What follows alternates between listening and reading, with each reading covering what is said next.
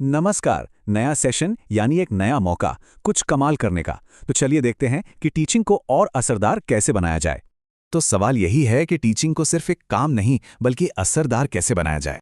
पहला और सबसे बड़ा बदलाव है सोच में। सिर्फ सिलेबस खत्म करना नहीं बल्कि कॉन्सेप्ट को समझाना। और ये इसलिए जरूरी है क्योंकि असली जिंदगी के उदाहरणों से ही स्टूडेंट्स कॉन्सेप्ट को सच में जी पाते हैं। और इसका असर क्लास मजेदार बनती है और बच्चों की लॉजिकल सोच भी तेज होती है। अब आते हैं स्टूडेंट्स पर। यहाँ सबसे पहले करना होता है स्टूडेंट एनालिसिस, मतलब हर बच्चे को समझना। ये क्यों जरूरी है? क्योंकि एक ही तरीके से पढ़ाने पर कुछ स्टूडेंट्स बोर होते हैं तो कुछ पीछे छूट जाते हैं। इससे सही बच्चे को सही मदद मिलती है, चाहे वो एक्स्ट्रा सपोर्ट हो या फिर कोई चैलेंजिंग काम। पढ़ाई लिखाई अपनी जगह है, पर इमोशनल कनेक्शन वो असली गेम चेंजर है। ये दिल का खेल है, दिमाग का नहीं। जब स्टूडेंट्स को लगता है कि टीचर उनकी परवाह करते हैं तो वो खुद ब खुद मेहनत करने लगते हैं। अब बात करते हैं क्लास के माहौल की। देखिए, इलाज से बेहतर हमेशा बचाव होता है। नियम पहले दिन से ही साफ होने चाहिए।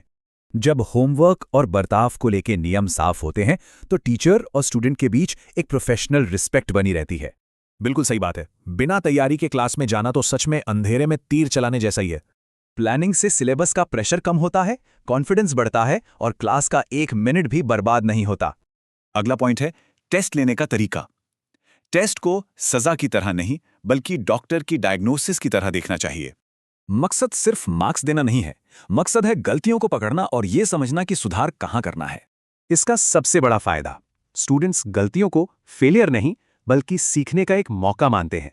और आखिरी लेकिन सबसे जरूरी बात, सेल्फ अपग्रेडेशन। एक टीचर जो खुद सीखता रहता है वही स्टूडेंट्स को प्रेरित करता है। तो नए नए तरीके अपनाते रहना चाहिए, जैसे AI tools, activity based learning या कोई भी नई टेक्नोलॉजी। तो बात सीधी है, जब रणनीति बदलती है तो नतीजे अपने आप बदल जाते हैं। तो इस नए सेशन में वो पहला कदम कौन सा होगा जो एक बड़ा बदलाव लाएगा?